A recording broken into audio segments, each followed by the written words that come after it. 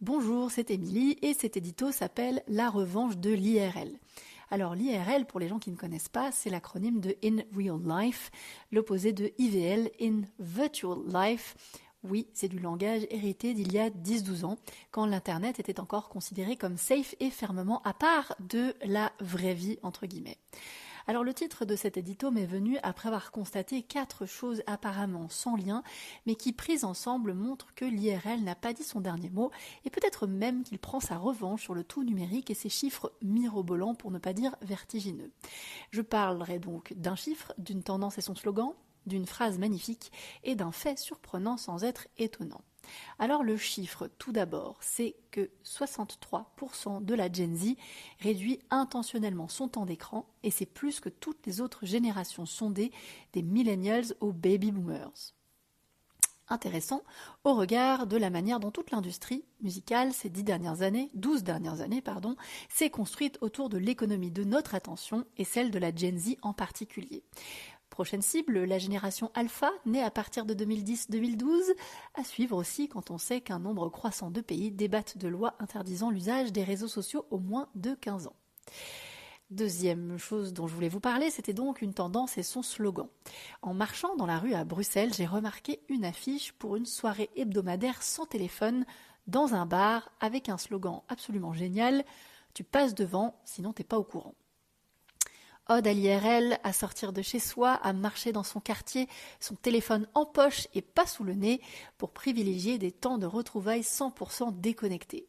Et un format qui fait mouche, j'ai constaté que le Offline Club prospère depuis 12 ans. Lancé à Amsterdam, il opère désormais dans une dizaine de grandes villes européennes, ainsi qu'à Bali et Istanbul, tandis que plus récemment sont apparues à New York des soirées Spotify Unwrapped /Delete Spotify Event, où tout le monde se donne rendez-vous pour écouter des CD et des vinyles et ensuite annuler son abonnement Spotify en même temps, cathartique. Troisième phénomène, c'était une phrase. Lors de son induction récente à la Rock'n'Roll Hall of Fame, André 3000 de Outkast, pour les gens qui n'avaient pas situé, très ému, a eu ces mots incroyables. Little rooms. Great things start in little rooms. That's it. Donc les petites salles, les grandes aventures commencent dans les petites salles, c'est tout. Il y a tant de vérité contenue dans cette remarque si juste. La magie des débuts, leur confidentialité chargée d'espoir, la beauté de voir un petit groupe vivre une expérience humaine si forte qu'il en vient à la partager avec d'autres, sans que cela ne lui enlève quoi que ce soit, bien au contraire. L'aventure collective qui s'étire dans le temps et grandit pour faire toujours plus de place à de nouvelles personnes venues chercher ces moments rares et impossibles à reproduire à l'identique. Pas de chiffres, juste une foultitude de vécus et de moments personnels aussi forts que différents, aussi précieux les uns que les autres, formant un kaléidoscope d'émotions et un lien solide entre des milliers de personnes qui chérissent ce lien et ses souvenirs loin et longtemps après que la rencontre ait eu lieu. L'essence même des cultures underground, de ce qui fait leur force et leur vitalité malgré leur apparente modestie et banalité, a été parfaitement saisie dans un article que j'ai partagé dans la newsletter, inspiré par les mots d'André 3000 justement, et écrit par Joe Muggs, un auteur anarchiste américain né dans une famille Quaker. Ça ne s'invente pas, mais je vous le recommande. Quatrième phénomène, un fait, enfin, qui surprend sans être étonnant, et c'est un changement total de décor avec le GEO, le Generative Engine Optimization, en gros le SEO pour ChatGPT et consorts, c'est-à-dire les LLM, les Large Language Models, des larges modèles de langage. Voilà pour les définitions, et si vous vous demandez le rapport avec la revanche de l'IRL, il est très simple. Pour augmenter la probabilité que leurs réponses correspondent à la question qui leur est posée, les LLM s'appuient sur des sources fiables et cohérentes, c'est-à-dire répétées, similaires et surtout publiées sur des sites à forte autorité. Les LLM vont donc privilégier des interviews, critiques et articles parus au sujet d'un ou d'une artiste dans les médias plutôt que des posts Instagram, des newsletters et autres communiqués publiés de manière plus confidentielle. En d'autres termes, les LLM privilégient des sources vérifiées et connues, les plus réelles donc.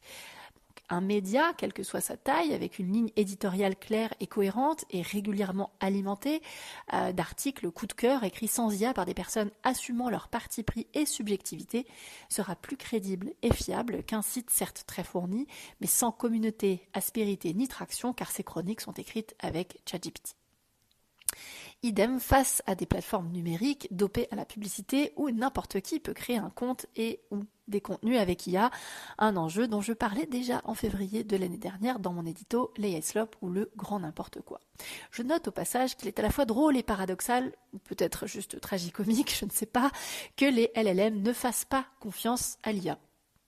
Raison de plus de faire attention aux chroniques sur sa sortie qu'on peut récolter via des plateformes de mise en relation. Si elles sont très scolaires et génériques sans implication émotionnelle humaine, c'est qu'elles sont très probablement écrites par une IA et ce sera doublement pénalisant pour l'artiste de les relayer. N'oublions donc pas le réel ni l'IRL, le 100% humain, souvent hors ligne, reste un repère solide sur lequel les artistes et leur entourage peuvent compter au quotidien. Pensons donc rebond conversion pour des stratégies direct to fan robustes et durables. Je dis ça, je dis rien. Au passage, j'ai créé un challenge dédié de 30 jours, 30 actions, une de 5 minutes par jour dans la formation e-learning lancée en février dernier. Bref, l'IRL est de retour. Entre nous, il n'était jamais parti, c'est juste qu'on l'avait snobé. Merci d'avoir suivi cet épisode jusqu'au bout. N'hésitez pas à vous abonner à notre newsletter en scannant le QR code qui s'affiche à droite de l'écran ou en cliquant sur le lien dans la description. À très bientôt pour le prochain épisode.